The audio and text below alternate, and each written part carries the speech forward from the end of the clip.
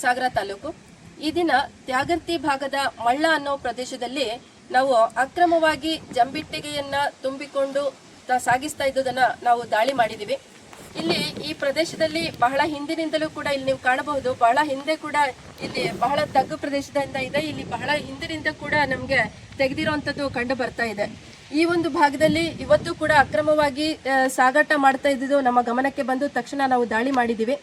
ಈ ಒಂದು ಪ್ರದೇಶದಲ್ಲಿದ್ದಂತಹ ಲಾರಿಯನ್ನ ಮುಟ್ಟುಗೋಲು ಹಾಕೊಂಡು ಇವತ್ತು ನಾವು ಪೊಲೀಸ್ ಸ್ಟೇಷನ್ ಅಲ್ಲಿ ಪ್ರಕರಣವನ್ನ ದಾಖಲಿಸ್ತಾ ಇದ್ದೀವಿ.